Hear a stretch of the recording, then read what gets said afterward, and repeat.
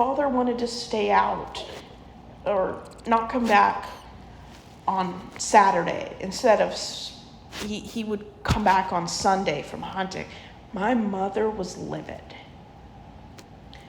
My mother didn't like him spending time with men more, especially liberal men.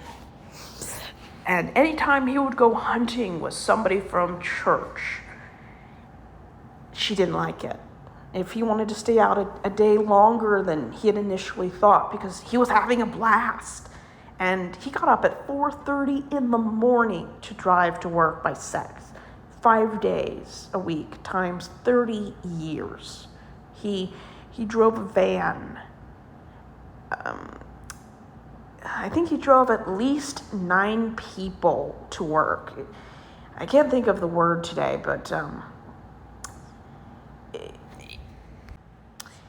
he would carpool. He was the carpool driver, and he drove at least 9, sometimes up to 12 people in a very large, it's not a minivan, but imagine a plumber when he drives up in a huge white minivan that's very rectangle shaped. That was the company car. And they would split between however many people was in the van.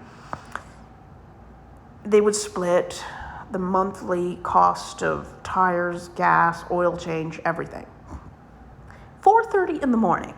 If my father wanted to stay out an extra 24 hours and just enjoy being a guy with a guy friend, my mother would have a meltdown. Some of the fondest memories of my childhood was before they had cell phones. And sometimes they would be waiting for each other in their cars in the wrong parking lot because one of them misunderstood the place for the pickup.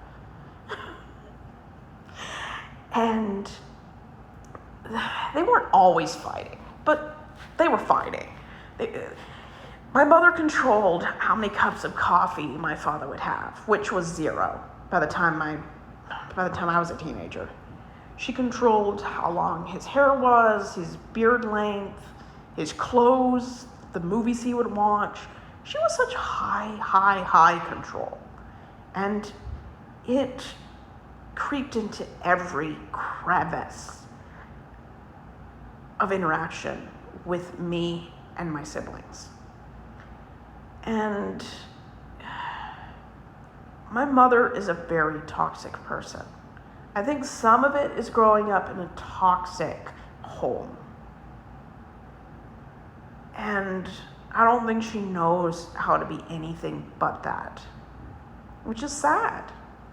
I mean, I've been in therapy for almost 2 years, and I've learned that the way my mother operates is such high control. I mean, if someone doesn't live their life, or react to something the way she wants them to, she punishes them through silence, not being emotionally or physically close with somebody, verbal tirades, meltdowns. It's like covert narcissism. And it's such sadness that my mother loses out on the relationships she could have. I mean, she's lost